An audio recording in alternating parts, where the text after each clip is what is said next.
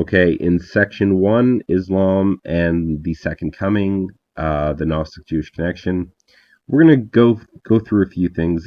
And again, I'm going to make my first point, which is going to be Islam and the Second Coming. Okay, first point is you cannot separate Islam from the Second Coming of Christ. They are interconnected, okay? If there's no Second Coming of Christ, or if it already happened, the entire Islamic religion can be thrown in the garbage. It's a Jewish Gnostic lie. Okay, that is going to be the first point I'm going to make, and then I'm going to deviate completely just because of this guy who won't debate me, and we're going to look at the dangers of Islam and the Islamic-Jewish alliance. And I don't want to insult Muslims. I have a lot of Muslim friends. I'm sure all of us have met nice Muslims, and my goal is to free Muslims from this Jewish trap, okay? Many of the early Muslims, Islam was it's a Jewish religion, okay? The converts to Islam were Jews. Jewish rabbis converted. Jews led the armies, and they would kill, just like the communist Jews would kill Jews who refused to become communists. Jews would kill their own people who refused to bow down to Islam. Okay, and we're going to talk about that a little later. Islam and Gnosticism. Okay, so I'm going to go over Gnosticism again, and I have another video on this. I'll link it in my description, but I'm going to repeat a few things that I've said before, but we're going to really hammer out Freemasonry and what is Gnosticism and how Islam is really just a Gnostic sect. A lot like, very similar to majority of Christian churches, unfortunately, have a lot of Gnosticism embedded into them, and they're also, I would consider them Gnostic sects. But we're then going to finish off with Muslims, Christians, and Jews fighting globalism together. Okay, so we have right now we still have an option. We can do what the Gnostics, the Freemasons, and the Jews want, kill each other. But we're going to see through history that actually when communism rose up, Muslims, Jews, and Christians actually were fighting communism together. So we have a choice. We can kill each other, which is what they want, or we can not fall for their nonsense. We'll read some history, and we can actually fight this together. And that's kind of how I'm going to try to end this on a positive note. Okay, so Islam and the Second Coming. So in Islam, to deny the Second Coming of Christ is almost equivalent to denying Muhammad himself. Okay, the following verses will show us how Islam is dependent on the Second Coming of Christ and the end of days. All right. So Surah 4, 136, and Surah are the chapters in the Quran. Okay, so go to chapter 4, 136. O you who have believed, believe in Allah and His Messenger, and the book that He sent down upon His Messenger, and the scripture which He has sent down before. And whoever disbelieves in Allah, His angels, His books, His messengers, and the last days has certainly gone astray. All right? So the first thing I want to point out, you can see that if you disbelieve in Allah, His angels, His books, His messengers, and the last days, you have gone astray. So you have to believe in the last days, okay? Now, I highlighted the word angels and messenger just because they're the same word. The word angel is an untranslated Greek word. I imagine in the Arabic it probably says jinns or something, like genies, or I don't know. But angel and messenger are the same word, okay? If you read Herodotus or any ancient Greek writer, the word angel is not a supernatural being. The word angel is actually like a pastor or an ambassador. Herodotus uses it a lot like a man who is sent by a king. This is, an angel, a guy with a message. He's a messenger, okay? So this word transformed a lot, and if you were to use the word angel to an ancient Greek, angelos, and say that to an ancient Greek, he would immediately think you're talking about a normal man that was sent on a mission. No ancient Greek would think, oh, man with wings and a sword flying down from the sky. That's not how the ancient Greeks use this word. This is a church mistranslation and perversion. Okay, so you have to believe in the last days, and we're going to keep going. Surah 43:61. And his second coming is truly a sign for the hour. So have no doubt about it and follow me. This is the straight path. I love the way the Quran is written. It's kind of, I don't know, to me, maybe it's just the English translation, but to me, it's written in a way where you feel like you're always being talked down to, right? So, anyways, here you go, more the second coming. And now we're going to go to the jurisprudence. We're going to go to the law book, the Hadith, Sahih al-Bukhari, and this is really the prime law book of Sharia law. The Quran doesn't tell you how Muhammad lived. It doesn't tell you too much about Muhammad. So in order to know about Muhammad and how can you follow Muhammad, you have to go to the Sahih al-Bukhari. You have to go to the other Islamic sources to learn, how many wives did Muhammad have, and who were his wives, and how old were his wives. You can't find most of this stuff in the Quran. You have to go to the Hadiths like Sahih al-Bukhari. All right, so Allah's apostle said, "The hour will not be established until the Son of Mary, i.e., Jesus, descends among you as a just ruler. Now, he will break the cross, kill the pigs, and abolish the jizya tax." Okay? Money will be in abundance so that nobody will accept it as charitable gifts. That kind of sounds like communism, right? Oh, we won't need money anymore, right? Now, what's ridiculous here is, so you can clearly see that you have to believe in the second coming. Jesus has to return.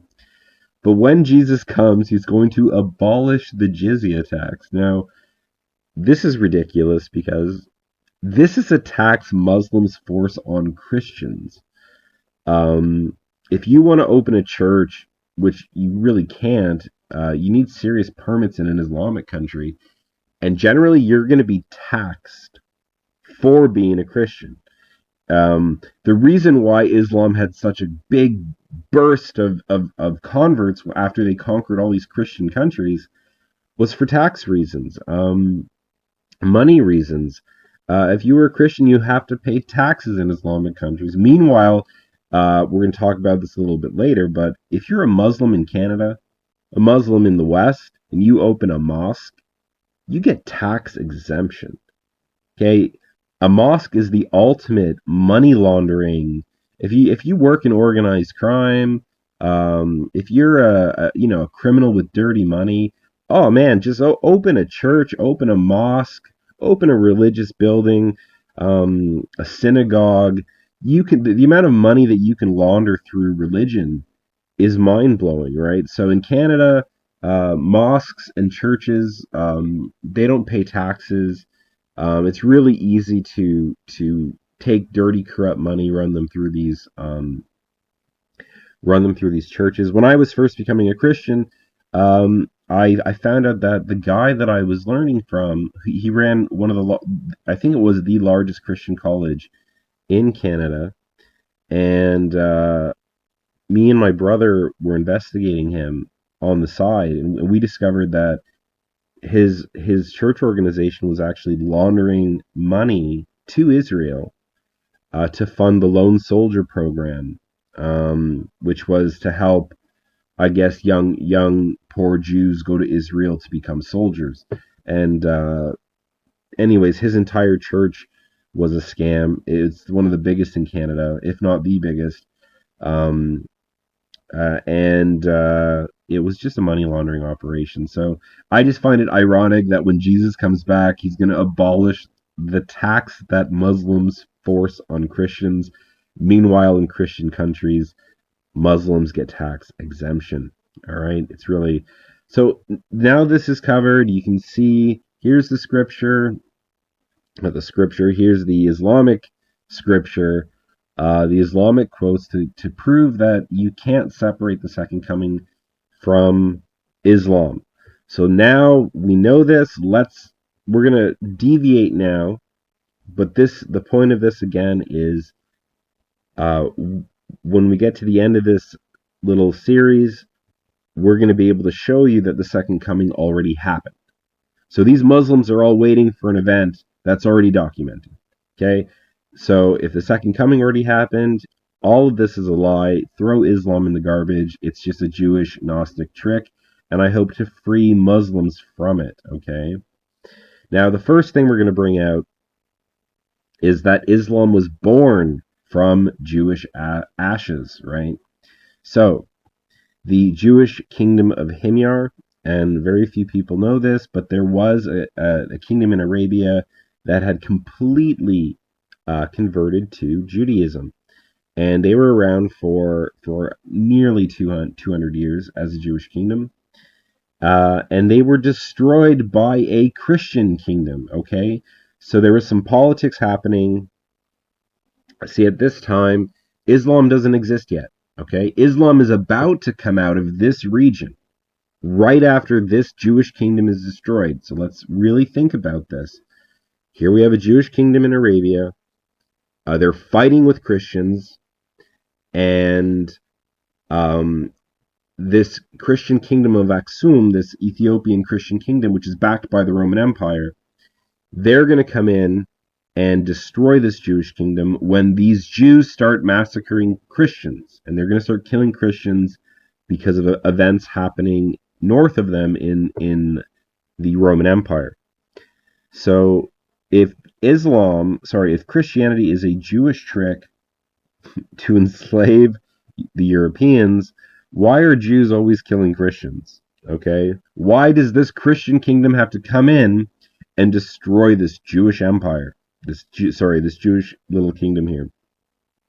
And as you can see, what region are they fighting over? They are fighting over the Horn of Africa. Okay? These are where boats come in for trade. This is a very strategic location. This is like equivalent to owning the Strait of Gibraltar. Okay? So whoever controls the Horn of Africa controls the trade coming into the Mediterranean. Okay? So what's going on above them is you have the Romans fighting the Persians. Persians at this point are more Zoroastrian. You have a lot of Jews in the Persian Empire, Jews in the Roman Empire, and this is about the time of Justinian. So you have the Justinian Code. You're looking at early 6th century and to mid 6th century. And what's going to happen is the Persians and the Romans are going to fight. They're going to just slaughter each other. And then a plague known as the Justinian Plague is going to come in. And it's going to kill between 20, some sources say 20% of the empire, some say 60%, and the plague went into the Persian Empire as well. So all these Christian lands, all these Zoroastrian lands, they're going to be wiped out by war and then plague. They're all going to get this Justinian plague. This plague is going to come in. But the guys in the desert, see that hot desert, kept all those Jews and Arabs safe from this plague. Okay? The plague didn't come to them. So, what happens is Justinian writes the Justinian Code, and in it he makes a lot of harsh laws for Jews. Jews can't own Christian slaves anymore. Okay? That was one of the laws. So all the Jewish slaves just converted to Christianity, and now they were all freed, right? That's all they had to do. If you were a slave, a Jewish slave, and you converted to the Catholic, Orthodox, or the Roman Church, they were called Catholics at this time too. You're freed, right? So the Jews lost all their slaves; they just had to convert to Christianity. And then the Jews in the Himyar kingdom started killing them all, and then this sparked a war between the Christians and the Jews, and the Ethiopian Christians actually had to go across the Red Sea and conquer and destroy this Jewish kingdom, right? So, yeah, okay, Christianity is meant to subvert the Goy. Well, no, Christians are fighting Jews, stopping Jews, putting laws against Jews, doing everything they can to prevent Jews from rising up above them. All right, so one generation after this Jewish kingdom is gone, um, you could say that it really fell in 525, maybe. You're going to have Muhammad, at least, the image of Muhammad. You're going to have these Arabs and Jews coming out of the desert, and is it like this great conquest? No, they're conquering Persians and Romans, okay, who have just suffered plague. They've lost 25 to 60% of their empire from plague, and they've been fighting at war for hundreds of years. And these Arabs and Jews come right out of the desert. It wasn't some great conquest. They were conquering sick, war-torn people. So they just took all these Christian lands like candy from a baby. All right, so it wasn't some great conquest. So now we're going to look at the Constitution of Medina. And this is the Jewish-Islamic Alliance. Okay, so stop and think about this. Do we have an alliance with the state of Israel today? Is there like a constitution, a treaty, something we can point at that says, yeah, Israel, you're our best friends. You got our back. It says so on this piece of paper. No, it doesn't exist. We don't have an alliance with Israel, yet somehow they're our greatest allies. But the Constitution of Medina, the Jewish-Islamic Alliance, at any moment in time, stop and think about this, at any moment in time, the Jews can pull out this contract and say, hey, you and us have an alliance together. Don't forget what your prophet Muhammad said. Okay, this is recorded by Ibn Ashaq. He's one of the earliest, I'd say, historians for Islam. He was actually from either a family of Jews or Christians that were forcefully converted.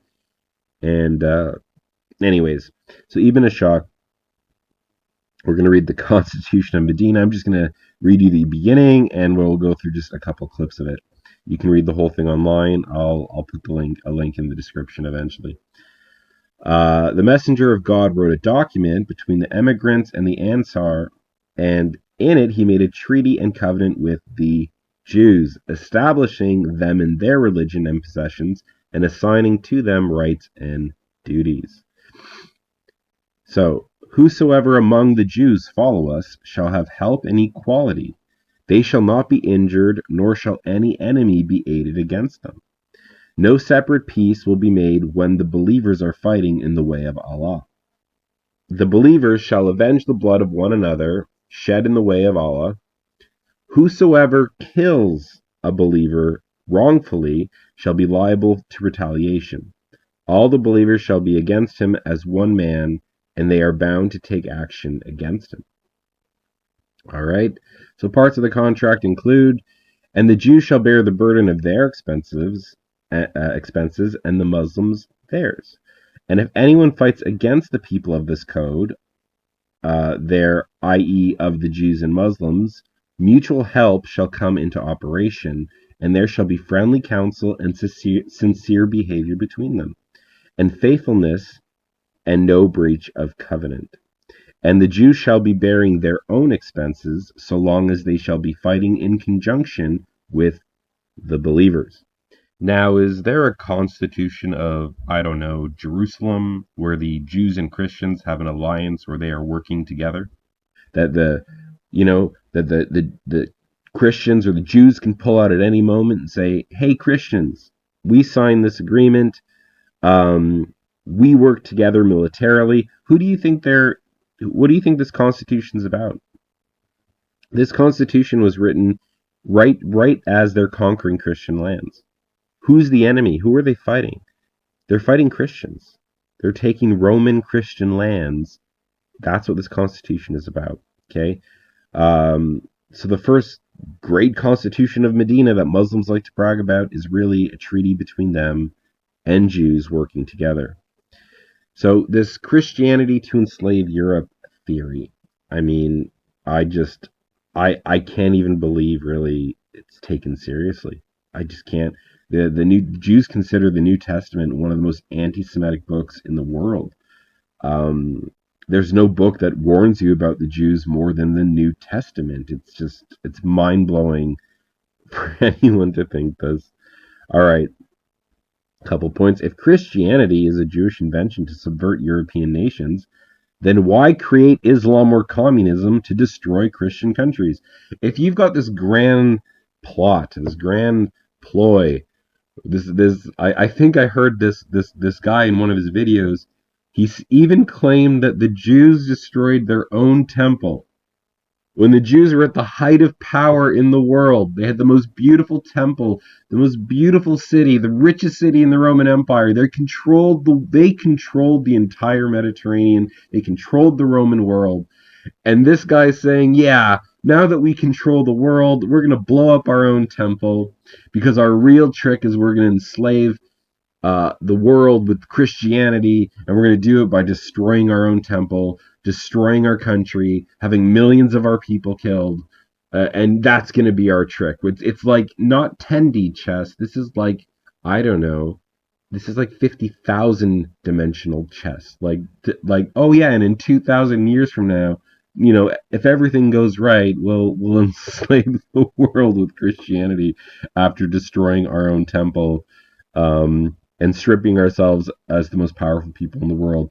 Yeah, that's a great idea. All right, so why would they create Islam or communism and destroy their own invention? Right, this Christianity is their trick to conquer the European world. Right, so let's destroy our trick, 2,000-year-old trick that involved sacrificing our temple, and it's just I don't even know what to say. Why is it that Muslims and Jews have a binding constitution stating that they are allies together? Why is it that Jewish halakha law, Talmudic law, allows Jews to pray in mosques, but forbids them from walking near Christian churches? Think about this. Jews can pray in mosques. Orthodox Jews are allowed to pray in mosques. They can't even go near Christian churches. I was in a car with a rabbi once, a Chabad Lubavitch rabbi, and we were driving in his car. I did a video for him. I was helping him do an interview, and as we're driving back, I asked him. He made a wrong turn, and I'm like, "Oh, we're supposed to be going this way," and he says, "No. When I have my kids in the car, I don't like to drive near churches, especially churches with big crosses out front. So I take detours. We're just taking a detour." So when I tried to point out to this rabbi we're going the wrong way, he then explained to me when his kids are in the car, he will not drive by churches with crosses, right? Does that sound like a friendly relationship? Does that sound like they have an alliance together? Like, is that a mosque? Well, hey, we can go pray in there. We're Jews. The Jewish law allows us. Why did the Jews living in Spain open the gates of Toledo, causing the Muslims to pillage Christian lands, which led to the Islamic conquest of Spain, of Christian Spain? So at this time, Germans were occupying Spain, the Visigoths. And why would the Jews betray the Christians and allow the Muslims to take over Spain, right? Christianity is their trick to enslave the Europeans, right? I don't know.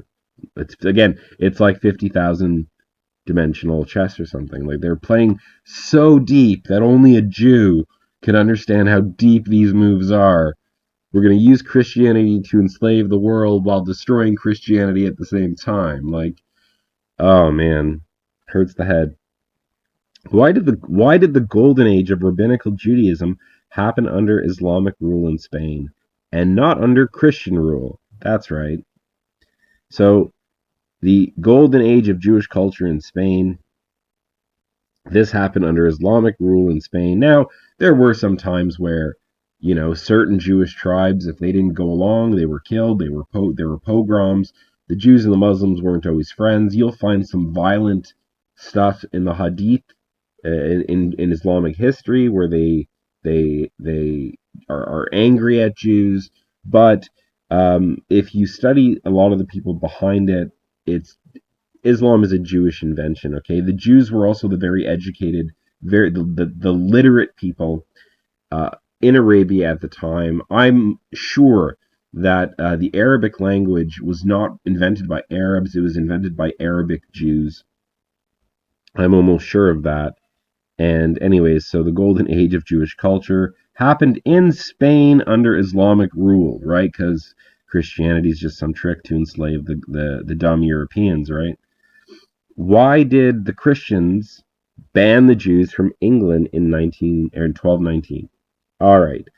So all throughout European history, the Jews are being banned by Christians, and somehow Christianity is a trick to enslave the Europeans, right? So why would Jews get banned, right? And let's see for how long.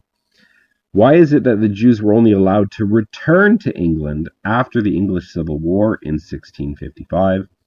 This happened after a revolt led by Oliver Cromwell and his Jewish agents, which resulted in the execution of the Christian king, Charles I. Okay, he was a Catholic, and the establishment of the Jewish right and the establishments of the Jewish rights to return to England.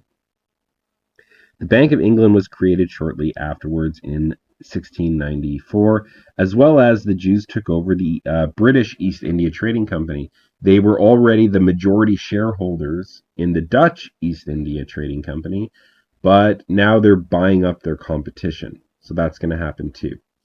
All right, so someone needs to explain this to me. Is why is it they were kicked out of England by Christians?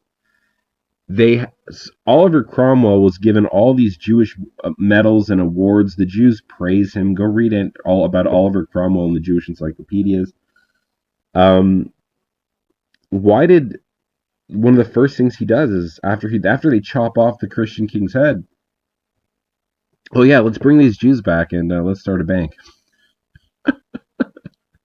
Right, that's how far they had to go to get back into England. And the first time Jews were allowed to even become politicians, I think it was Lionel de Rothschild, in 1848. And let me tell you, it wasn't easy for them. So the people keeping the Jews and Muslims at bay were Christians. And this guy that won't debate me is trying to destroy the one religion that kept these people out of our land, that kept the Jews at bay, that kept the Muslims out. He's saying, oh no, you need to destroy this. Never mentions Islam. Like, go check all his videos, and it's just everything's anti-Christianity, and nothing warning you about Islam. Okay? And anyways, we'll move on. If Christianity is a Jewish trick to enslave Europeans, why did the Jewish Bolsheviks destroy Christian Russia, outlaw God and Christianity, and have the Christian Russian nobility and priests slaughtered? Here's another issue. Why are they destroying their their hyperdimensional 50,000 D chess move? Why are they destroying their own ideology that they're using to apparently enslave Europeans? It makes no sense. It's because if you believe in the Bible and trust Jesus, you would never let Jews and Muslims come to power in your country. Okay? You would know better. You'd read the Bible and go, wait a second. We can't have Jews controlling our media, or controlling our militaries, or controlling our politicians, or controlling our law system. It's not to say Jews can't become Christian. I'm half Jewish. I'm a Christian. But we're talking Jewish ideology here. We're talking Gnostics, and what do they believe in? So that's what we're going to talk about next. Okay, so let's just keep going. Why was the first mosque in Britain financed by Jews? Like, stop and think about that. I mean, Who does that? Who goes to another person's country? It's like, I'm invited as a guest. Thank you for allowing me into your home. Oh, I'm just gonna build a bunch of homes, a bunch of mosques for other people. I'm just gonna invite other guests on top of you inviting me, right? So, what did someone? I heard someone explain what the Jews, because this immigration coming into the West is really at the hands of Jews, and at least the Jewish lobbies. Um, and it's like, imagine going around and rounding up all the homeless people in your city and saying, "Hey, do you guys want to come to my house? What you guys want? You guys want to eat? You want dinner? You want dinner? You want dinner?" And you go around collecting all these homeless people, promising them dinner, and then you go open the door of your neighbor while they're in the middle of having dinner, and you open the door and you just bring in all these homeless people, and you say, "Oh, go have dinner," and you then just shut the door and walk away, and you just leave. You just bring all these homeless people and just leave them in your neighbor's house. That's like what these people are doing. All right. So in 1889, this is the year the mosque was completed.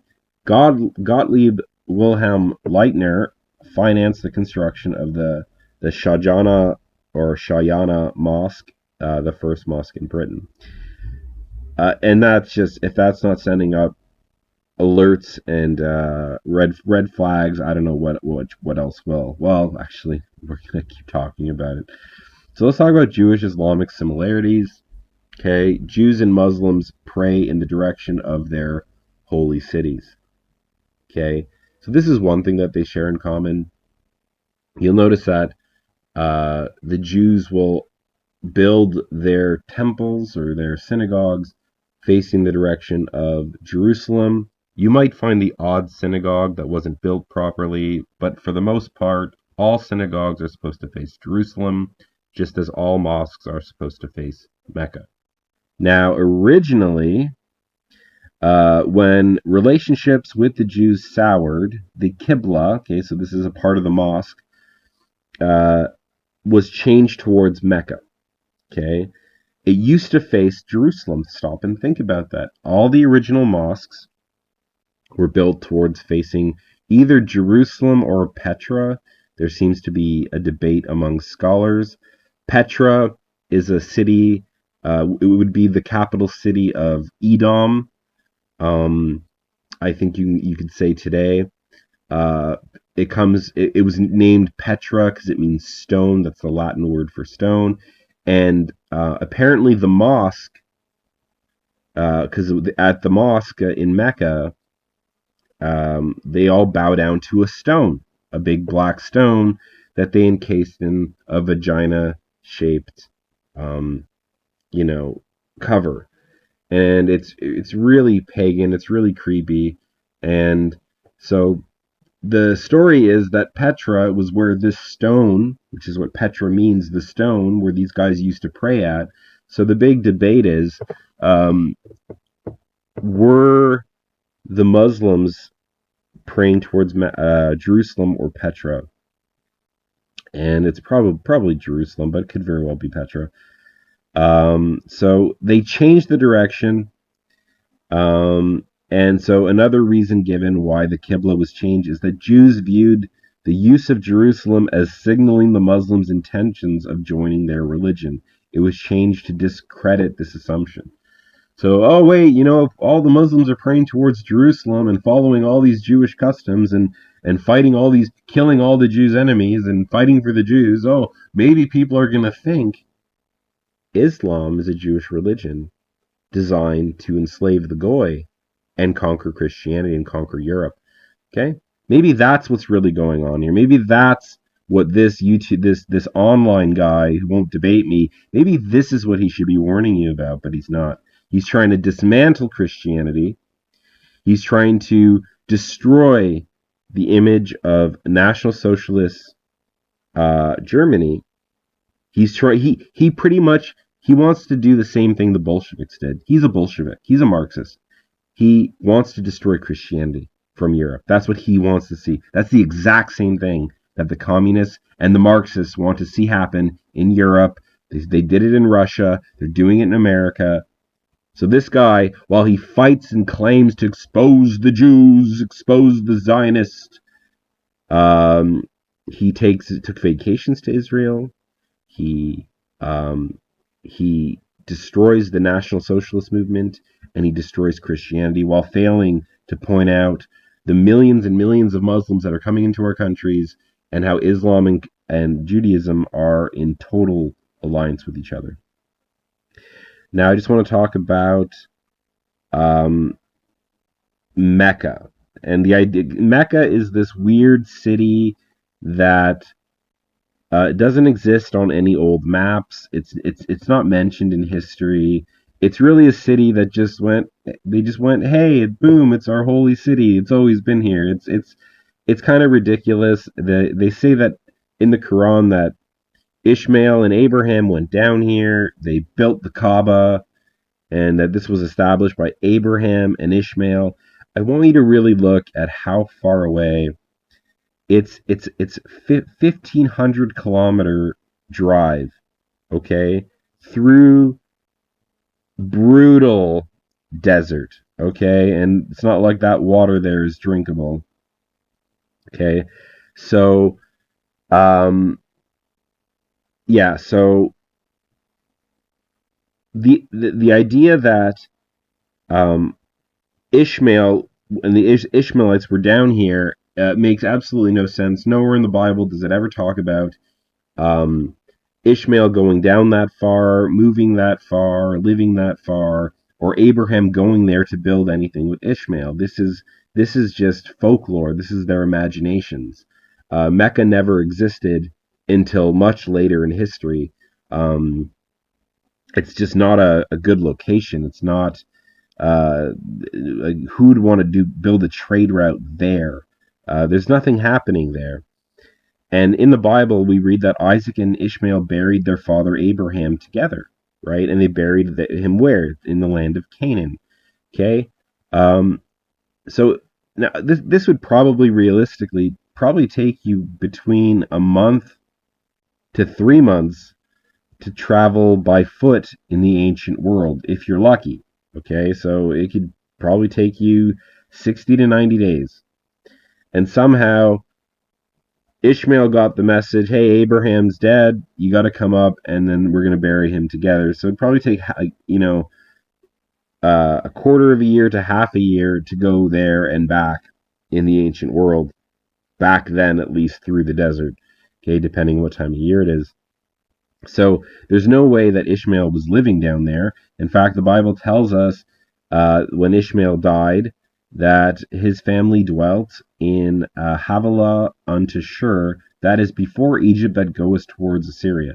So this idea that Ishmael was down here in Mecca is total nonsense. Even the geography in the Quran, when the Quran talks about certain things, you can tell by reading certain things from the Quran, like it talks about certain vegetation which doesn't grow in Mecca.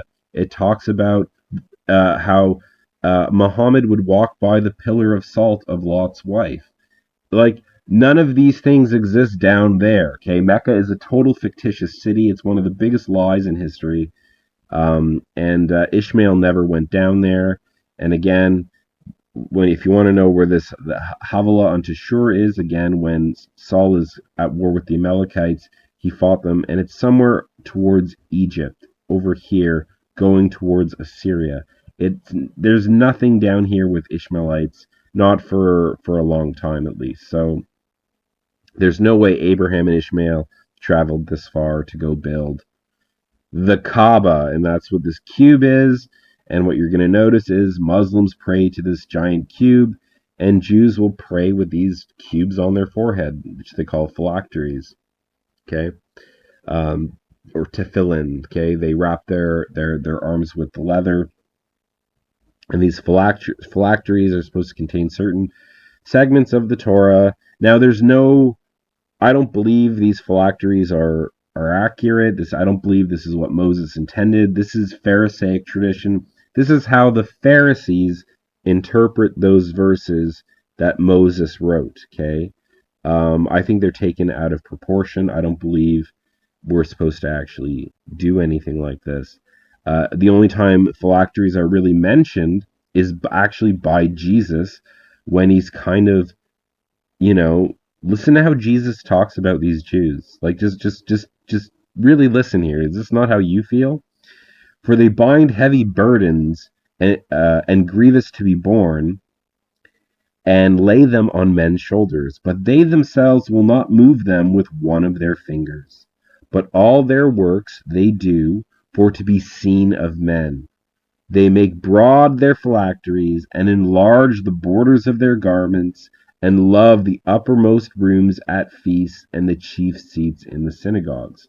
So they're going to put heavy burdens on you, but they themselves aren't going to lift a finger. And yeah, this is true. I was in the synagogue once.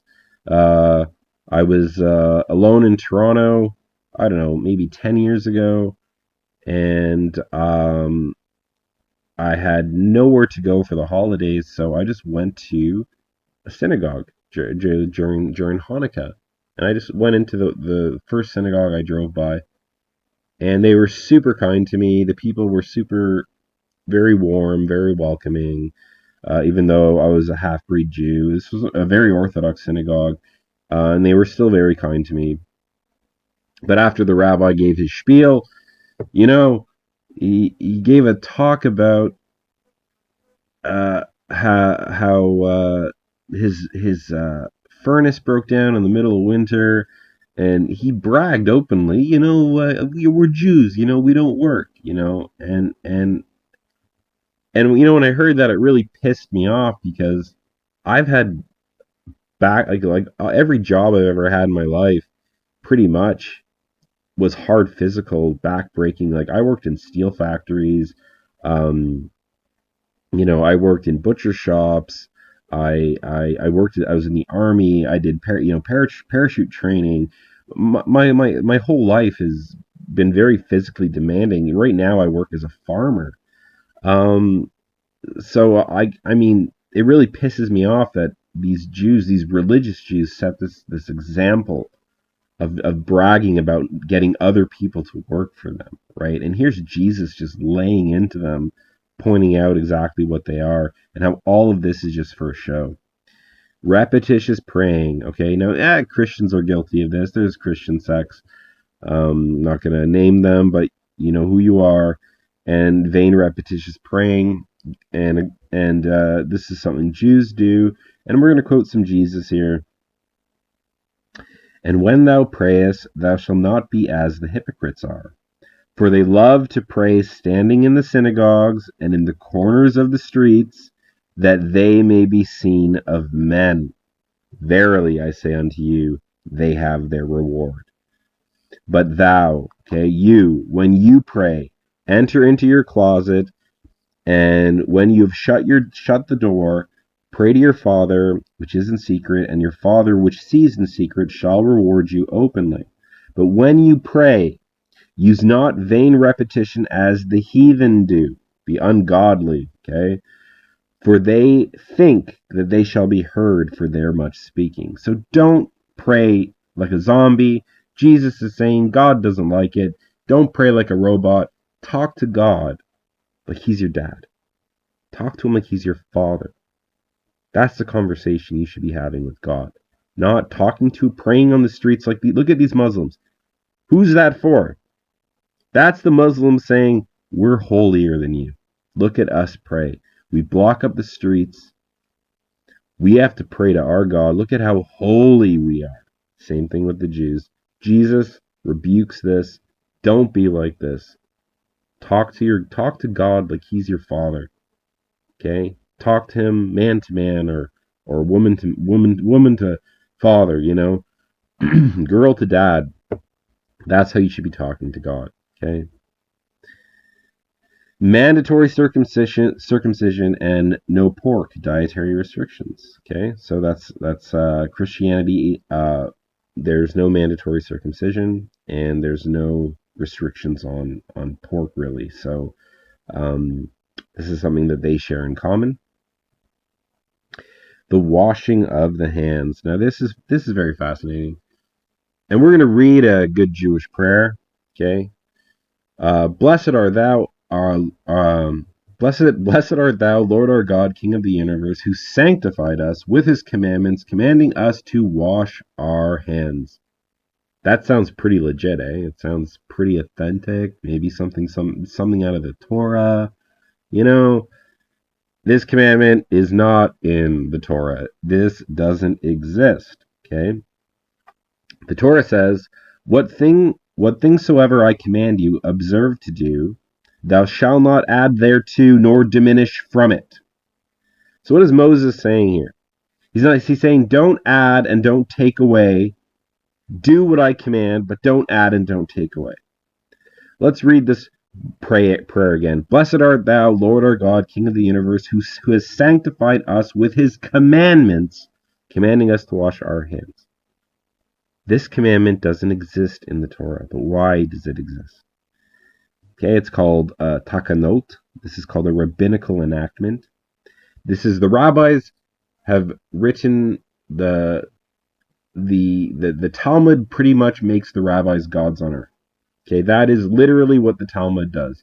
That you can't disobey the rabbi. Even if the rabbi says left is right and right is left, you have to believe the rabbi. Okay, that is rabbinical Judaism. You cannot question the rabbi. So here we have Jesus.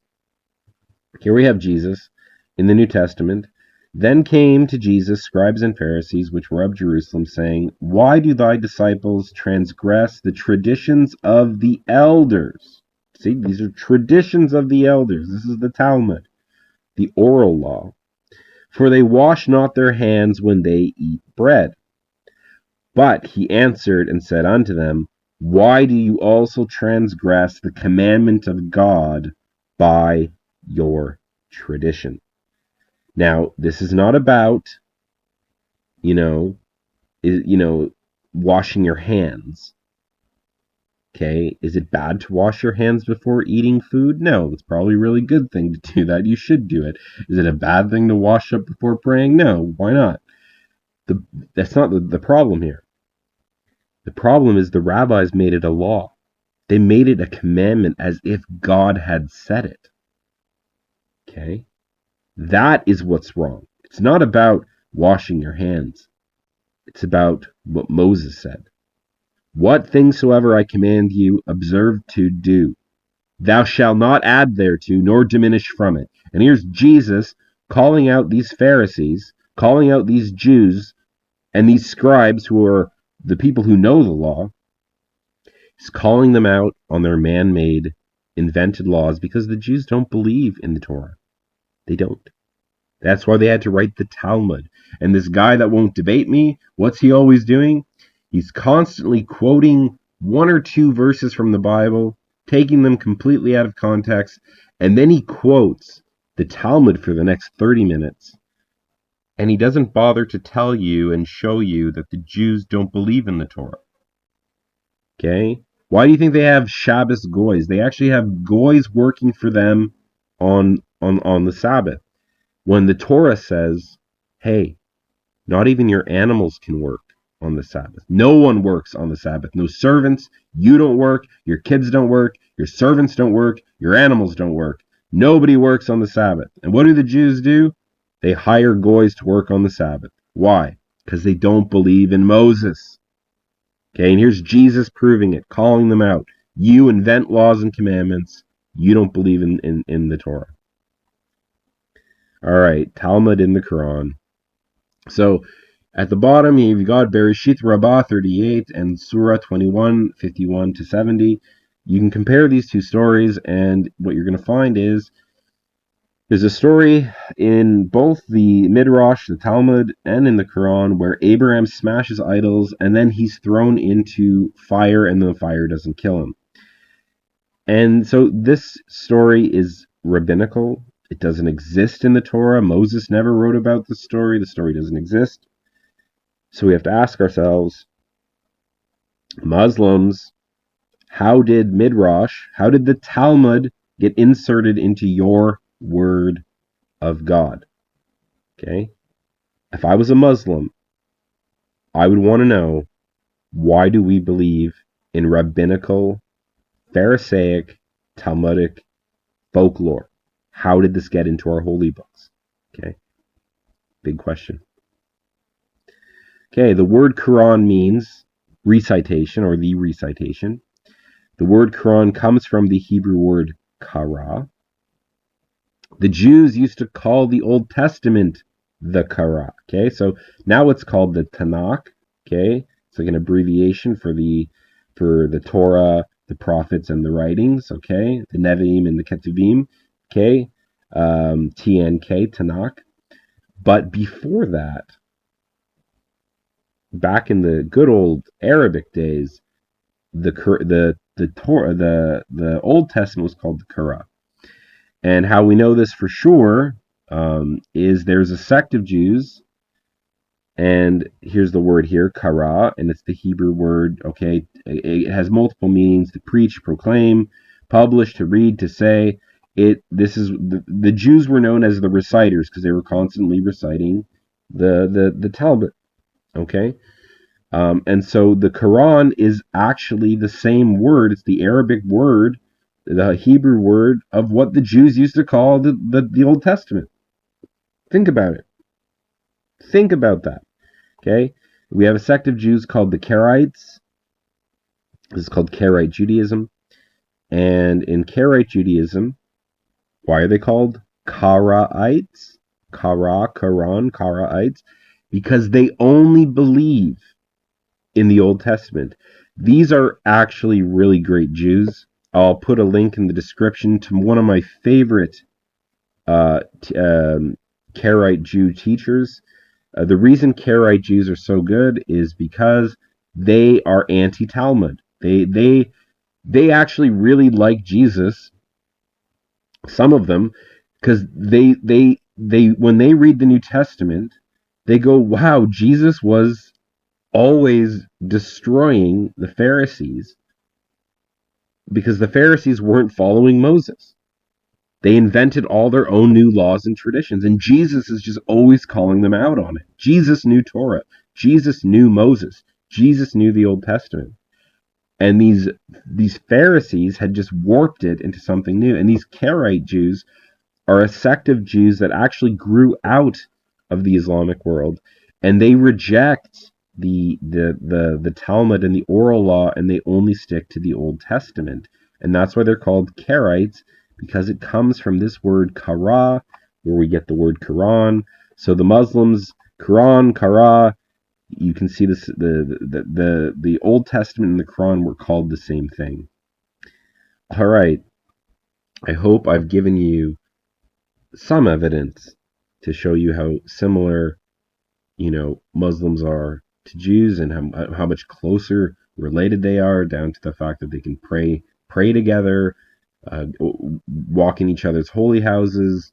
They've the same dietary restrictions, mandatory circumcisions. Everything's there, and Christianity is in total opposition to all of this. Okay, let's talk about Islam in Canada. Let's just kind of look at something. There were 700 European Muslims in Canada in 1938, so before World War II.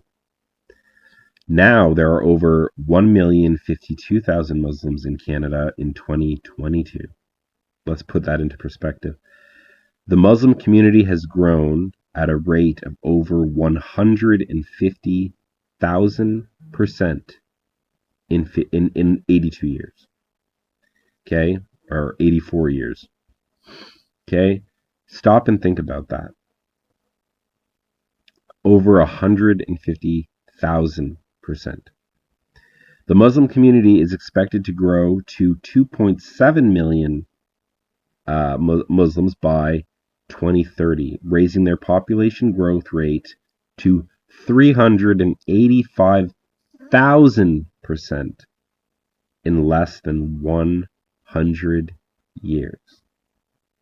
That's what's happening in Canada right now. By 2030, the Muslims, Chinese, and Indian communities will outnumber the Native Americans in Canada. Now, the only group of people Canadians owe anything to are the natives, are the Métis, the natives, and the Inuits. Okay, we have three branches of natives. We have treaties with some and alliances with others. And while you can blame both the Canadian government and corrupt native chiefs, the natives have suffered a lot. And there is no reason why these Muslims, Chinese, and Indians have been allowed to prosper in our country, in Canada, while we've been neglecting the only people we have treaties with. See, just like how the Muslims and the Jews have their treaty, us Canadians, we actually have treaties with these Native Americans. And yeah, you can blame the natives for some stuff, and you can blame the white man for other things. We can all blame each other. Okay? But the point is, these other nationalities should not have the right to outnumber the only people we actually had an obligation and a contract to help take care of. Okay? Never should have happened, and that's what's happening right now. Okay? So we have created this monster. Okay? Let's talk about death sentence for leaving Islam.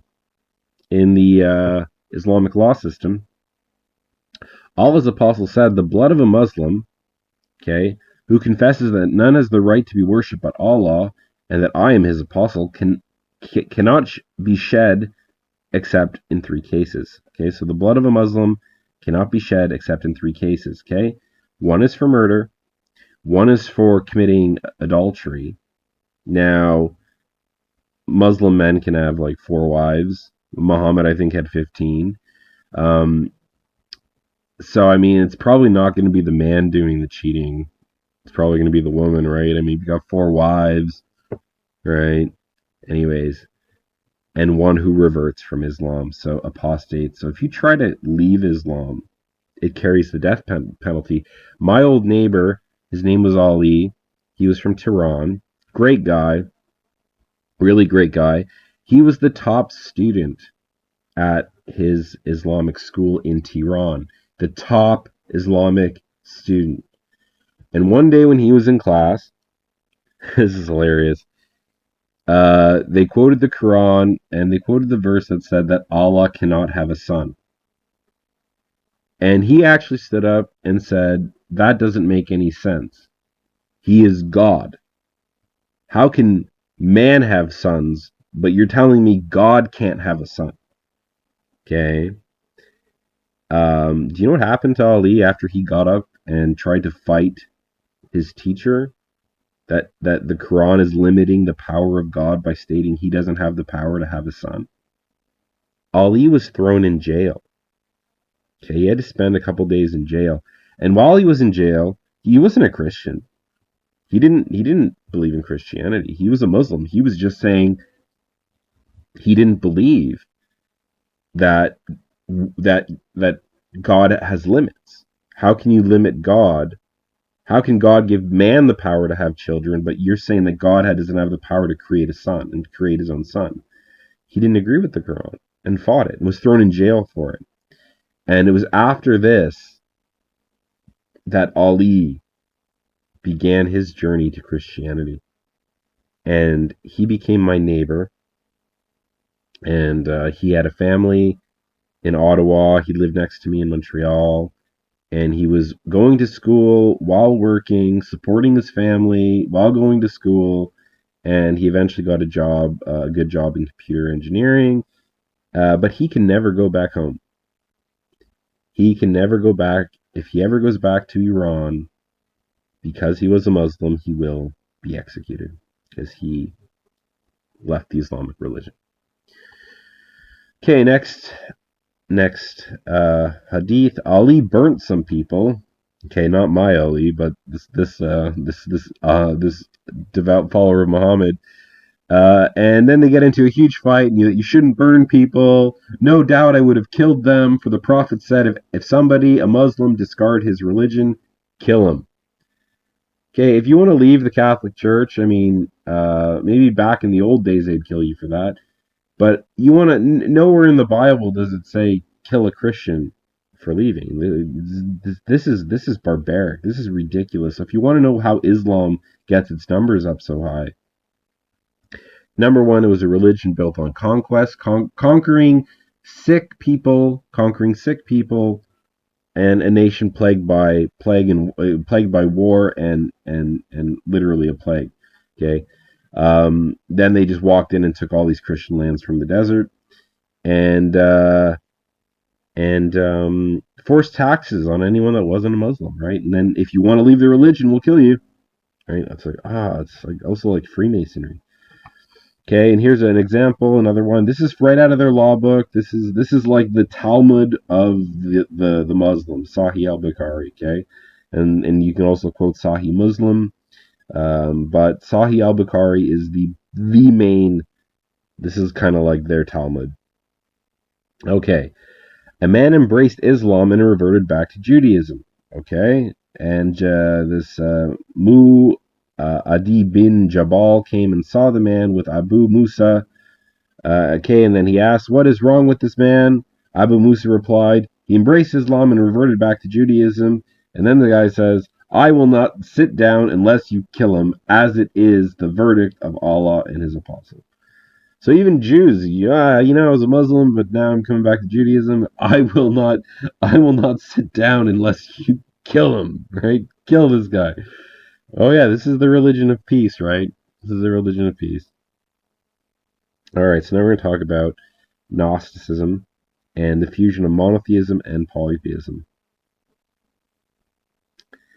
Okay, so Gnosticism, a system of belief in antiquity which held that the words of the Bible contained a special hidden meaning, which was the real one, while the literal meaning represented a lower degree of understanding. Okay, so it maintained that this higher meaning is known to the initiated only, and that the knowledge of it raises him who possesses it above the masses who are content with the usual meaning of the words. Okay, so what is a Gnostic? Gnosticism really means gnosis, knowledge. It's someone who thinks he knows more than you, someone who thinks he's smarter than you. Okay, and that the Bible isn't the real Bible, that there's a secret code. And yeah, okay, I can show you some examples with numerology or some other stuff from the Bible that's kind of cool, and there you might be able to find some cool stuff in there, but these guys are claiming, so understand Gnostics, Freemasons, and also Jews, they claim that there's a hidden meaning, and that what you read, it's like an art painting, that there's layers to it, and if you're dumb enough to believe what's written here, and you can't see the true meaning that only they know, then you're too stupid. You don't have the knowledge. You're not a Gnostic. You don't have the gnosis. Okay? And that's why it says those who based their teachings on such as esoteric meaning of the scriptures were called Gnostics. They were found among the adherents of both Judaism and Christianity. It is Philo who first reveals the traces of such a belief in a hidden meaning to the Torah in the form of a conscious and deliberate system, but the origins of the tendency go back further. It's true, this is probably more ancient Greek, even probably goes back to Egypt and Mesopotamia, the mystery religion of Babylon, and but now Gnosticism is going to get incorporated with the Torah. Okay, so the teaching of Gnosticism affected a fusion of the Jewish or Christian ideas with a number of current pagan polytheistic conceptions. Later on, the movement split into a number of different groups. The motive at the basis of the Gnostic movement was the desire to explain away the difficulty produced by the fact that God, who is good, is said to be the creator and ruler of a world in which there is so much that is imperfect and evil. Okay, so the Gnostics don't like this idea that God created good and evil, so they divide God. Okay, anyone who tells you God is only good, God can only do good. God will never let bad things happen to you. God doesn't do that. Okay, that's a Gnostic concept. Okay, the God of the Bible lets bad things happen, allows bad things to happen, causes bad things to happen, but those bad things that happen always will go to serve good and the glory of God. So even though there's a purpose to the bad, is what the God of the Bible says. Bad serves the good. Okay? It's just how nature works. Nature dies, everything falls apart, everything biodegrades, and then everything comes back to life. Okay? And it all goes through a circle, you know? I just had to, you know, kill a goat, that I, I brought into the world. This is the first time I've ever seen an animal come into the world. I helped raise this animal, and then it had to die, right? It's just the life on the farm. And then I have to watch now the animal that was once eating the grass is now dead, has now become grass. Do you see what I mean? And then it just it goes into the earth, it dies, and then it becomes the earth, and the cycle just kind of continues, right? And that's so from the evil comes good. But what do these Gnostics do? Okay. The Gnostics attempted to solve this difficulty by supposing that there were two persons in the divinity, the highest God and the demiurge. So there's a good God and a bad God, or the creator of the world. Okay, so the demiurge is the creator of the world. He's evil. Okay. According to their doctrine, the highest God is enthroned above the world in infinite sublimity and has nothing to do with it at all. So the true God of the Gnostics, of the Freemasons, and the Kabbalistic Jews, well, this God is so high and above, he doesn't care about the world. Okay? From him there emanates a number of beings which are represented either as independent beings or else perceived as revelations of the essence of the highest God in such a manner that the danger of their being made independent was very great. Okay, so this other God is so powerful that there emanates all these, like this demiurge. Okay, so the creator of the world proceeded from the highest God. It was he who created the world. He chose Israel and is their redeemer, and who promulgated the law, okay, the Torah. He created the world by giving form and shape to the primeval matter which had always existed. Accordingly, everything good is an emanation of the highest God. Everything defective and evil owes its origin to the primitive matter, and the law, the Torah, is not the emanation of the exalted God, as appears to those who understand the words of the Torah literally, but proceeds from a less exalted being, the creator of the world, and is therefore not the expression of the highest perfection. This is from the Jewish Encyclopedia of 1945 to 1948. By the way, the word Holocaust, gas chambers, none of that stuff exists in this encyclopedia. I should take pictures of that. Anyways, so understand that when you see these Freemasons and these Kabbalists reading and they hate the God of the Torah. They hate the God of the Bible.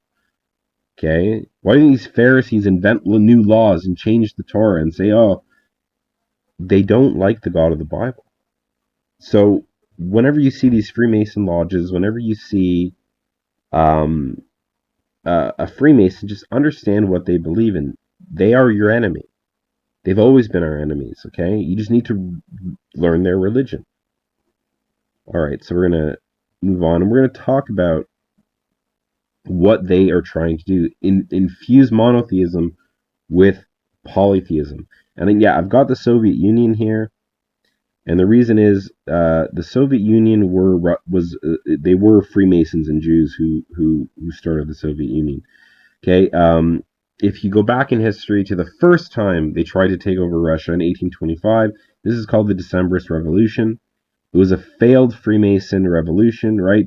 There were Freemason revolutions all around the world, America, France, everywhere. Okay, the liberalism was exploding. All right. Um, and they tried to take over Russia, but they failed, right? And the first thing the communists did, one of the first things they did, they built a Freemason monument in St. Petersburg to honor the Freemasons who first failed at what they accomplished. Okay, stop and think about that. Um, the Soviet Union was apparently anti-Freemason, and yet here they are building a Freemason monument to the Freemasons who first tried to do what they accomplished. And look at the symbol of the Soviet Union. We're going to talk about that too. The crescent giving birth to the sun. All right. Also the obelisk, which is to represent the missing penis of Osiris, the god of Egypt. Very Gnostic, very Egyptian, and it's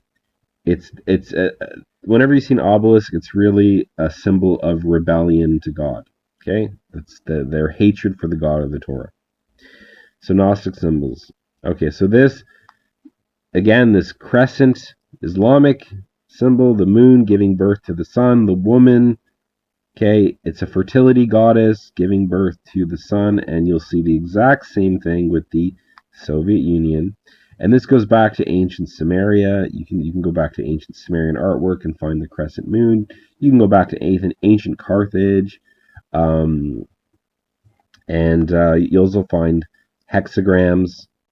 I'm not sure. This is debatable if this is what the Jews are basing it off of. I don't know. Maybe not. Inside the hexagram, though, you will notice there are 6 points. There are 2 triangles, right? So 6 points, 2 triangles. Triangle plus triangle is 3 plus 3, which is 6. And inside the hexagram, you have, you have a hexagon and 6-sided shape here. 1, 2, 3, 4, 5, 6. So in here, you have the number 666. That's another thing about the Star of David. Now we're going to continue Gnostic symbols.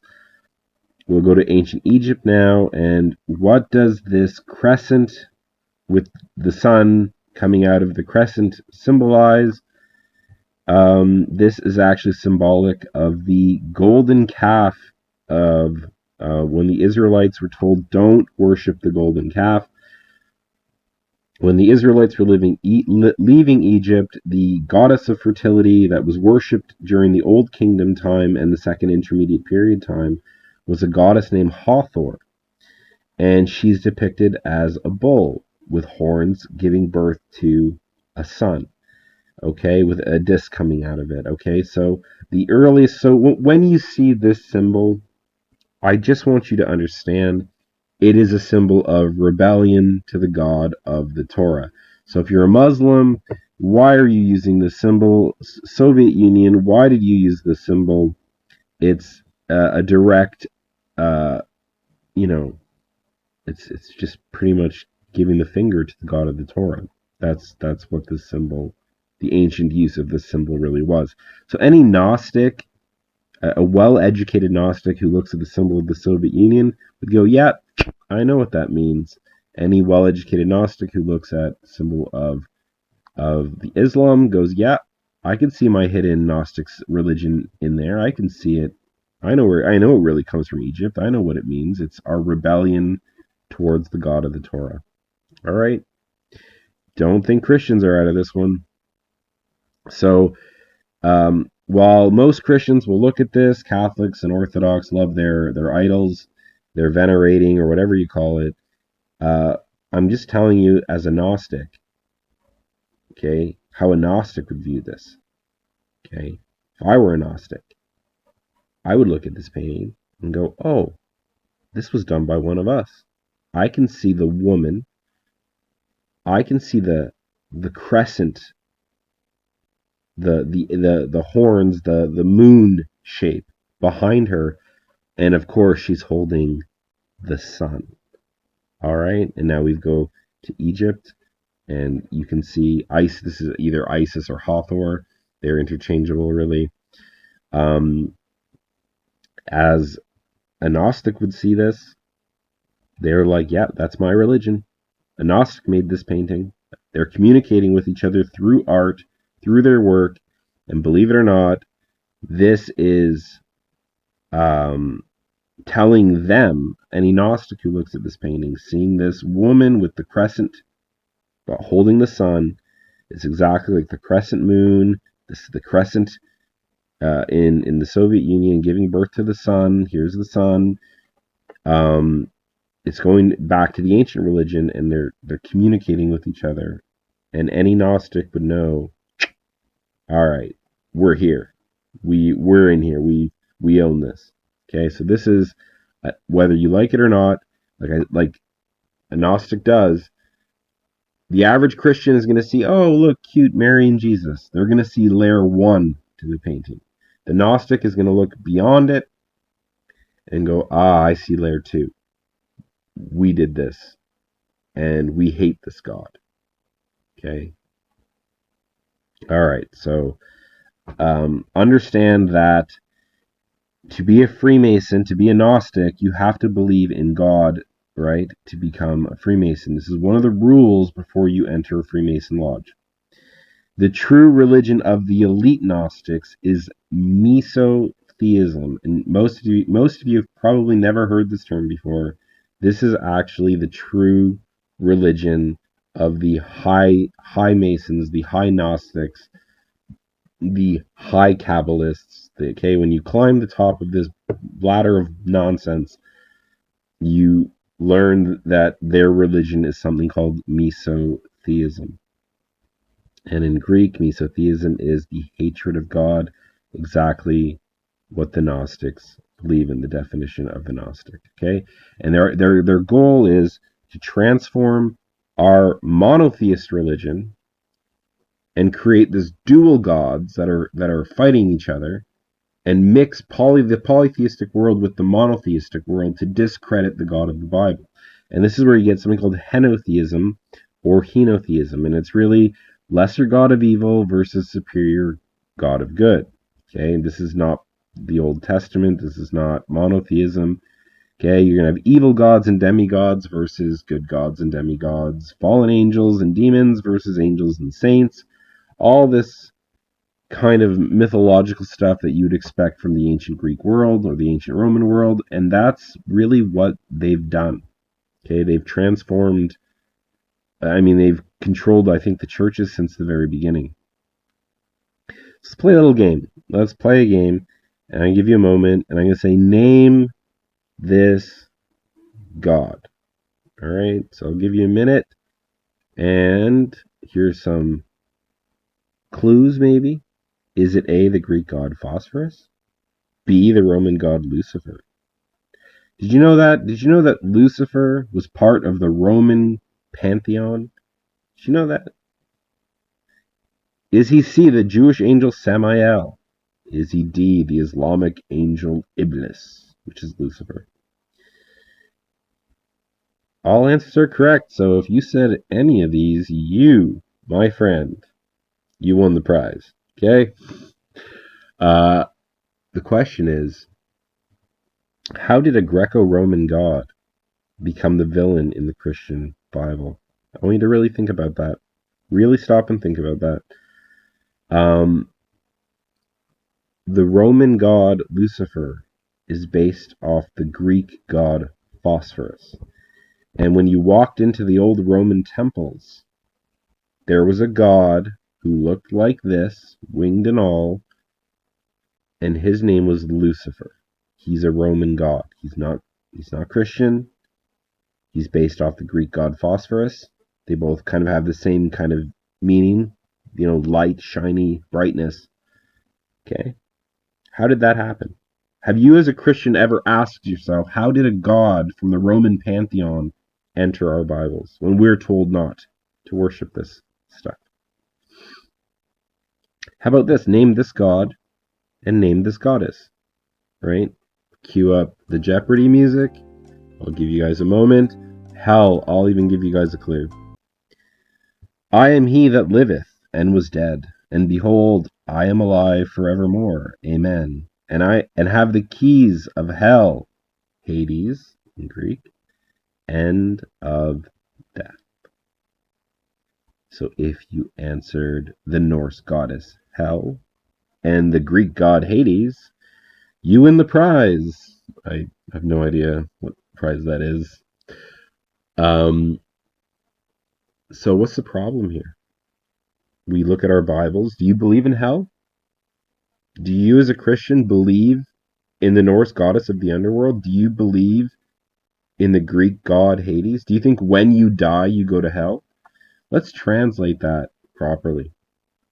I am he that liveth and was dead, and behold, I am alive forevermore. Amen. And have the keys of the grave and of death. That's actually the proper translation. Now, there's a reason. There's a reason why that this translation carried on, and it's not. As Christians, we're not supposed to believe in pagan gods. All right, we have to remove paganism out of the Bible. We have to move, and this is what the Gnostics are doing. The Gnostics are trying to take paganism, polytheism, and mishmash it, mix it into the Torah and into the Old Testament, and trick us into believing in it. Okay, so let's look at another example. He, seeing this before, spake of the resurrection of Christ, that his soul was not left in hell, or Hades, neither his flesh did see corruption. Now, do you really think that Christ went to hell? Did he? Did Christ go to the Norse god of the underworld? Did Christ go to Hades, the Greek god of the... No. When we translate this properly, he, seeing this before, spake of the resurrection of Christ, that his soul was not left in the grave. Jesus was buried in a grave. Neither his flesh did see corruption. Okay, so what we have to try to do, our best as Christians, is to go through the scriptures, understand that our books, our Bibles, our belief have been in the hands of Gnostics for almost 2,000 years. And we have to figure out what do they believe in, and then we have to go through the Bible and slowly start picking at it and finding all their Gnostic fingerprints. Okay, we have to find what did they do? How did they tamper with it? And eventually, believe me, when you do this, you've been doing this as long as me, it's almost like you can make predictions. Oh, if they did this here, I bet you if I go to this book in the Bible, I'm going to find that. And you can start seeing the game that they're playing. Okay? So Lucifer is missing from the Torah. The Greek god Phosphorus, the Roman god Lucifer, he doesn't exist. Okay? So the Greco-Roman god Lucifer does not exist in the Torah. Fallen angels do not exist in the Torah. This is just rabbinical folklore. The word Satan does not exist in the English Torah. Isn't that odd? Isn't that odd that Moses wrote 2 books on the law and never bothered to tell us that, hey, you guys are battling fallen angels and some guy named Lucifer or Satan? Doesn't exist. Now, Satan serves God as a messenger in Numbers 22, verse 22, chapter 22, verse 22. And only by reading the Bible in Hebrew will the word Satan actually show up. So in the English Bible, you will not find the word Satan. It's not there. It doesn't exist. And in the book of Job, when you read it, you're going to notice that Satan serves and obeys God and his commandments. Okay? So there is really only one time where the word Lucifer is used, and it's really the King James Bible that pushes this one. And it says, How art thou fallen from heaven, O Lucifer, son of the morning? How art thou cut down to the ground, which did weaken the nations? Now, what's the problem? What's the problem? Can you spot the problem?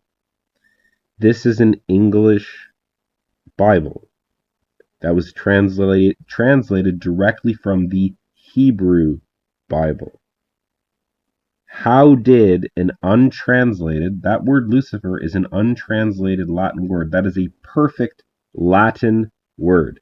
Untranslated, capital L, because it's a person. We got to make this throw this. Now, in the Latin Vulgate, there's no capital on it.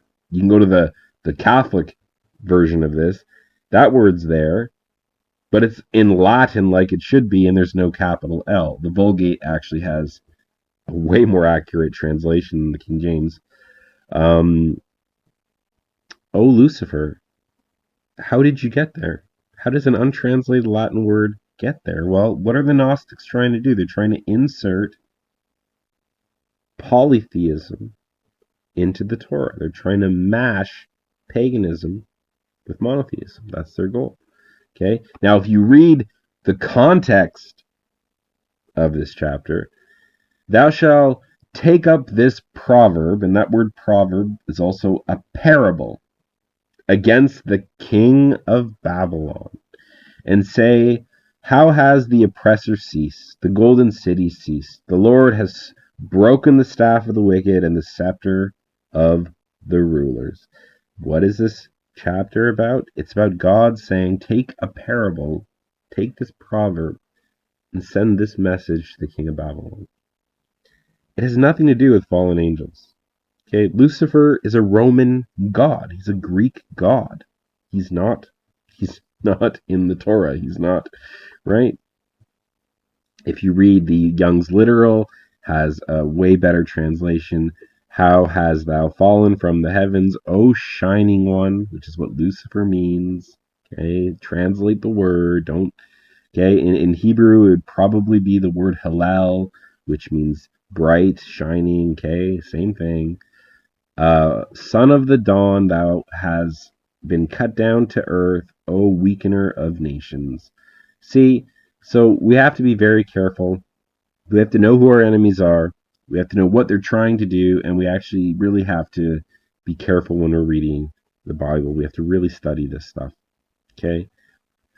And this is when the only time the word Satan is used in the Torah, in Hebrew. In English, they actually translated the word Satan properly. It's this word adversary.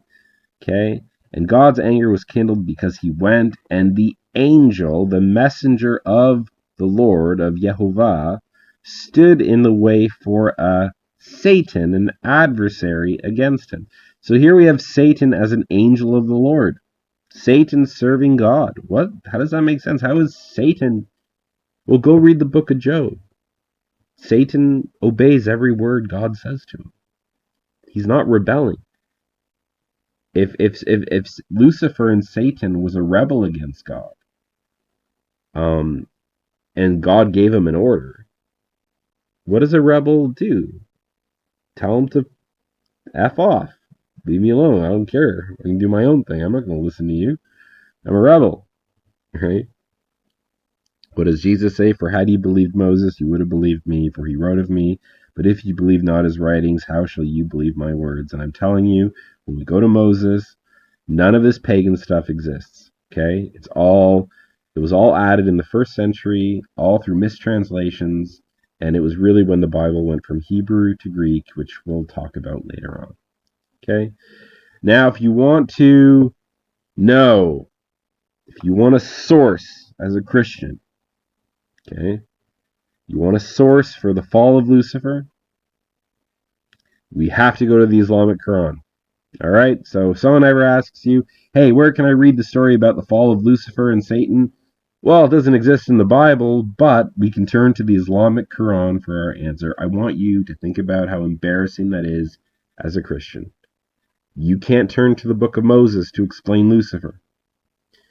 You actually have to go to the Islamic Quran to prove to people that there's a fallen angel named Lucifer. Now, we are going to read the passage from the Quran.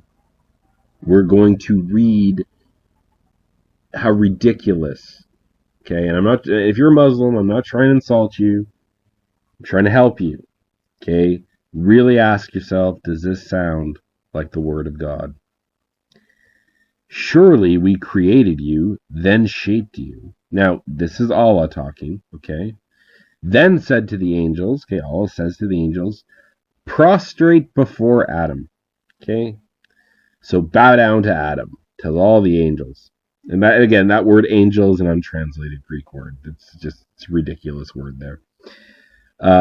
So they all did, but Iblis, Lucifer, who refused to prostrate with the others. Okay, so they all did, but not Iblis. He refused. Allah asked, "What prevented you from prostrating when I commanded you?" He replied, "I am better than he is. You created me from fire and him from clay." Alright, so here's Allah, who's really an idiot, telling all his superior angelic fire beings to bow down to Adam, the clay being that he just created. Now, Muslims right away should be like, well, you shouldn't bow down to men, right? You shouldn't, be prostrating, not even the angels, right? You only bow down to God, really. But here's Lucifer saying, "I am better than he is. You created me from fire and him from clay." And read Allah's response. "Then get down from paradise. It is not you to be arrogant here. So get out. You truly are one of the disgraced." Okay, now that's God. That is the God of Islam. That is how he speaks. Now maybe it sounds more poetic in Arabic and the English really butchered it. I don't know. But really stop and think about that. All he's saying is, look, I'm not going to bow down to this guy. I'm made of fire. He's made of clay. And Allah says, "Then get down from paradise. It is not you to be arrogant here, so get out. You are truly one of the disgraced." And then Lucifer, Iblis, appeals. "Then delay my end until the day of resurrection." Allah said, "You are delayed until the appointed day." Like, this is just really terrible writing, really terrible dialogue. All right, I'm being kicked out of paradise, but you're going to delay my end until the day of their resurrection, because I guess he knows about that. And Allah says, "You are delayed until the appointed day." So Allah gives him this, right? He said, "Ah, now this is Iblis, for leaving me to stray, I will lie in ambush for them on your straight path. I will approach them from their front, their back, their right, their left, and then you will find most of them ungrateful." Allah said, "Get out of paradise. You are disgraced and rejected. I will certainly fill up hell with you and your followers altogether."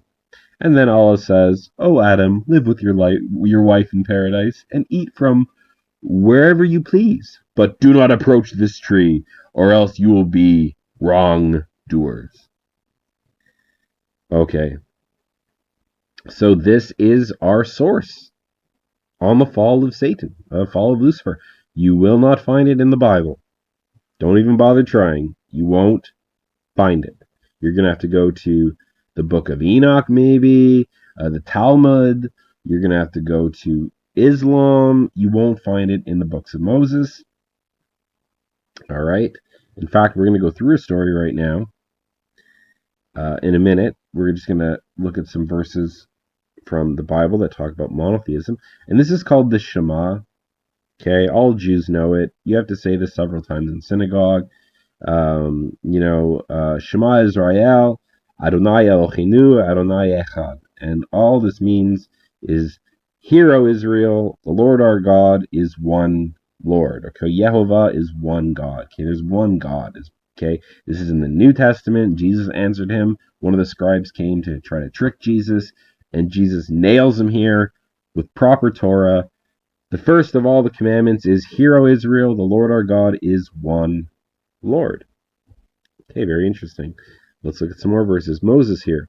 "Unto thee it was showed that thou mightest know that the Lord Yehovah, okay, he is God. There is none else beside him." There's none else beside him. "Wherefore thou art great, O Lord God." Okay. "For there is none like thee, neither is there any God beside thee, according to all that we have heard with our ears. That all the people of the earth may know that the Lord is God," okay, Yehovah is God, "and that there is none else." There is none else. "For thou art great, thou doest wondrous things, thou art God alone." Wow. Okay. "For all the gods of the nations are idols." Oh, like Lucifer, the Roman god Lucifer, and Phosphorus, the Greek god, their idols? But the Lord made heaven and earth. Shall a trumpet be blown in the city, and the people not be afraid? Shall there be evil in a city, and Yehovah, the Lord, has not done it? Of course God did it. He's not blaming it on Lucifer. He's not blaming it on Satan. This is my favorite. I am the Lord, and there is none else. There is no God beside me. I girded thee up, though thou hast not known me, that thou may know from the rising of the sun and from the west that there is none beside me. I am the Lord, there is none else. I form the light and create darkness. I make peace and create evil.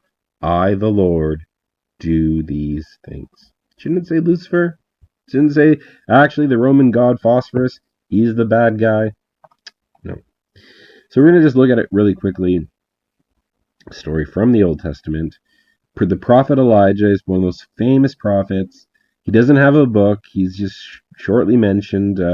And understand that this story only takes place in northern Israel. There are no Jews involved in this story. This is not a Jewish story. Elijah is from Gilead, and Gilead is a part of Israel that was kind of like a mixture of Manasseh, so Joseph and Reuben and Gad, three of Israel's sons, kind of mishmashed in this region, and it was known as Gilead. And this is where Elijah's coming from, and Elijah is specifically going to preach against the northern children, the northern tribes of Israel. Okay, there's no Jews. The Jews are in the south. This is all northern Israel. So this is not a Jewish story. And pretty much, I'm just going to kind of summarize it. Well, you can read it if you want. Go to the Bible, take out your Bibles and read. But really what's happening here is it's Elijah versus 450 priests of Baal. So you've got a monotheistic prophet. You got one guy trying to prove to the others that there's only one God, and you've got 450 of these other guys that have convinced the whole nation to believe in these multiple gods, to believe in demons, to believe in devils. You got to believe is all these gods, and you got poor Elijah here all by himself, and he proposes a challenge to the polytheistic, to the or you can say even maybe henotheistic, to the pagans.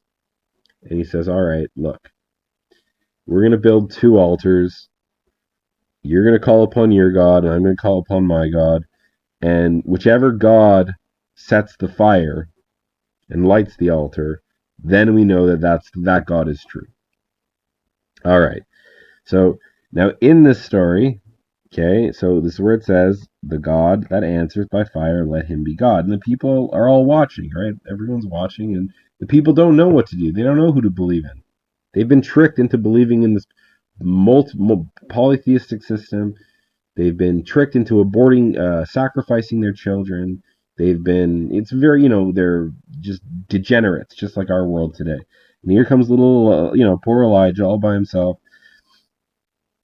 So he lets them go first, right? So the priests of Baal, 450 of them, right? They dress their sacrifice, and all the people are watching. And from morning to noon, they just shouted. They did their rituals. And when by the time noon came, Elijah started kind of mocking them. Oh, cry louder. Maybe he's sleeping. Maybe he's on a journey. Elijah starts cracking jokes at them. They cried louder. They started cutting themselves. Blood started. They did these weird pagan rituals or polytheistic rituals, right? And Elijah just kind of mocks them. So by the time midday comes, there was no answer. No angel came. Where was Iblis? Where was Lucifer? Wasn't he made of fire? See, all Lucifer has to do in this story, all he has to do to make the God of Israel look terrible is show up. He just has to walk on the fire, walk on the wood, and it'll just ignite. And everyone will go, oh my God, the God of Israel's a liar. But he doesn't show up. There's no.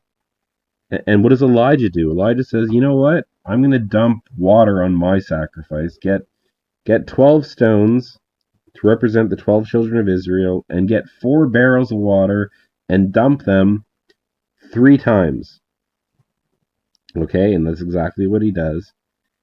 And Elijah gives a little prayer, and then fire of the Lord fell and consumed the burnt sacrifice and the wood and the stones and the dust, and licked up the water that was in the trench. And when all the people saw it, they fell on their faces and said, Yehovah, okay, the Lord, He is God. Yehovah, He is the God. And Elijah said unto them, Take the prophets of Baal, let not one escape. And they took them, and Elijah brought them down to the brook of Kishon, and they killed them all. Right? All right. So Lucifer, just all he had to do was show up. Why didn't he? For all the gods of the nations are idols, but the Lord made heaven and earth. They're not real. That's why.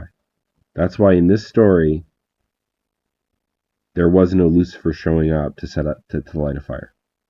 So if you want to, so Muslims, Jews, they're not monotheists.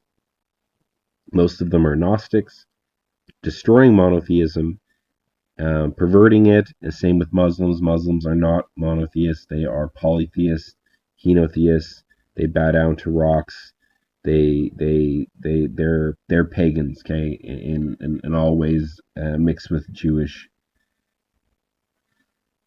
with Judaism, with Talmudic Judaism. All right, this is getting kind of long. So that's what this is, and we're gonna just end. I do want to point out, with the rise of, again, my goal isn't to insult the Muslims, my goal isn't to insult pagans, my goal isn't even to insult Christians and Jews.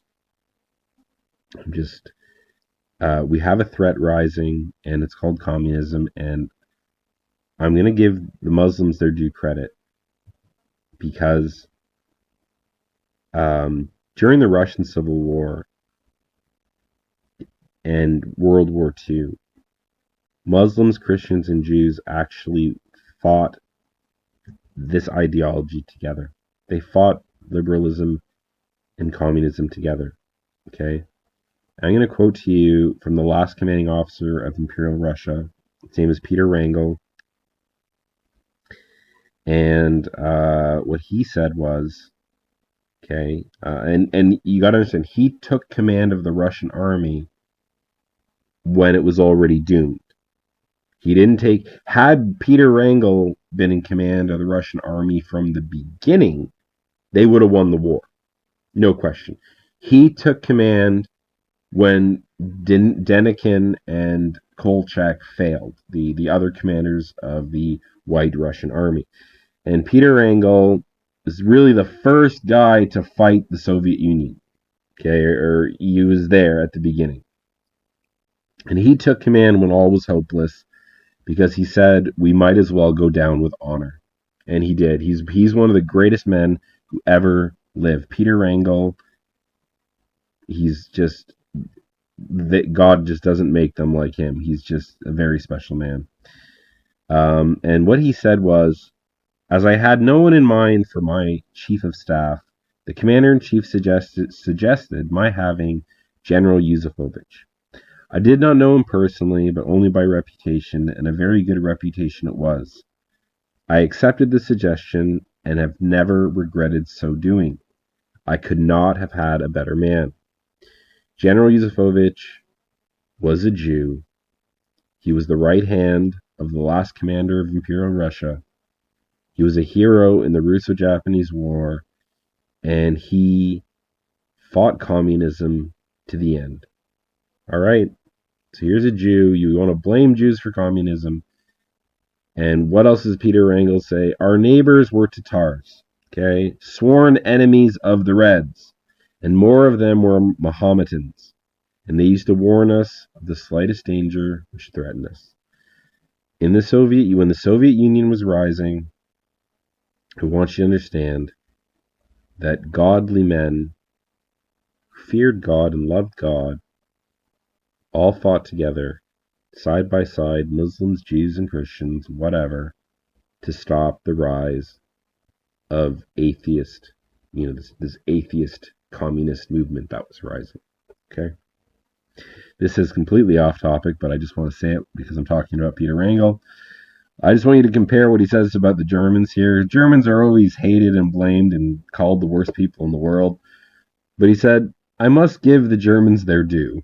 They behaved with decency and their best to avoid annoying the inhabitants of the country that they were about to occupy. Peter Wrangel, when you read his book, he really gives the Germans a lot of credit and says, these Germans, they leave our cities in good shape. They leave our people in good shape. They do the best they can to not piss off the civilians. It's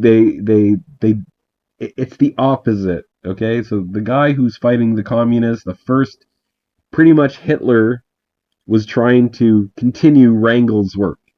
Wrangel was trying to stop the communists from taking over Russia and Europe, and Hitler tried to do the same after. And this guy, this Russian, who's the enemy of the Germans, he says, you got to really give the Germans their credit. Give them their due. Give them credit because they took care of the cities. They didn't harass the people who lived there. They were just good people. Okay? Compare that to at the beginning of the Civil War, before the Bolsheviks had begun raising recruits, their army had been composed solely of escaped convicts. Out of riffraff and the scum of the old army, they robbed and massacred the populace, killed off the wounded, and raped the women.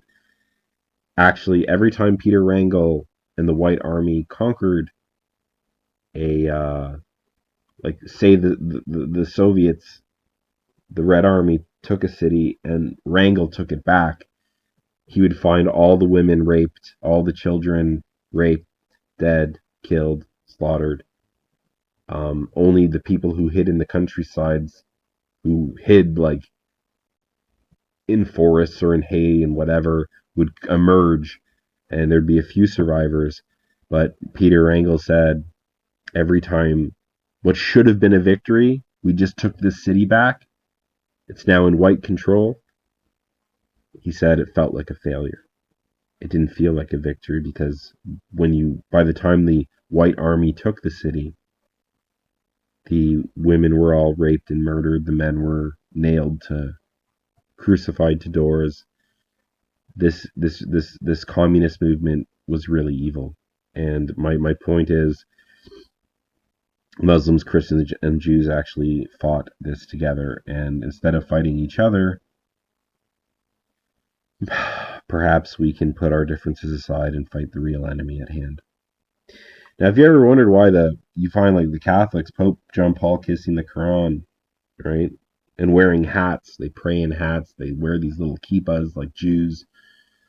I'm not a fan of the Catholic Church. Love Catholics, not a fan of the Catholic Church. It's really because World War II was a Freemason communist victory over the world. And if you don't believe me, here's the flag of Eastern Germany. And they're not hiding. Imagine they defeated Hitler. Who was Hitler at war with? Hitler was at war with Jews, communists, and Freemasons. Okay? Look at the flag of Germany after World War II. It's literally communism and Freemason mixed together. That's the flag of Eastern Germany. You've got a Masonic compass, and you've got the hammer and the wreath also of communism. You've got a mixture of Freemasonry and communism. This is the flag of Germany after World War II, of Eastern Germany. If you're wondering why the Pope's kissing the Quran, is because after World War II, the Vatican was really the Catholic Church versus communism and Freemasonry. And the Catholic Church was on the side of Hitler. And after they lost World War II, the Vatican was then filled up with pedophiles and Freemasons. And they really want you to hate the Catholic Church. Okay? Meanwhile, also there are Muslims and Catholics. There are entire Muslim regiments fighting for Hitler versus communism and Freemasonry. So even though I've spent a lot of time trashing Islam, I'm not really trashing it. I'm just trying to free you from it. We have to recognize the real threat, which is Freemasonry and Judaism, and how the Jews have created Islam. But at the same time, how when communism, globalism rose up to wipe out God. Okay, the mesotheists, the God haters, atheists, we did all stand together for a moment, and we did fight side by side. And I'd like to leave on that happier note. And don't fall for this upcoming third world war, where they're definitely they're filling up our country with Muslims for a reason. There's a reason why the Jewish lobbies got us to blow up the Middle East, blow up all these Muslim countries, as the Jewish lobbies, the same Jewish lobbies that told us to go to war, are the same Jewish lobbies filling up our countries with Muslims. All right, they're doing it for a reason, and instead of killing each other, I think we need to fight together like we did in World War II and like we did in Russia.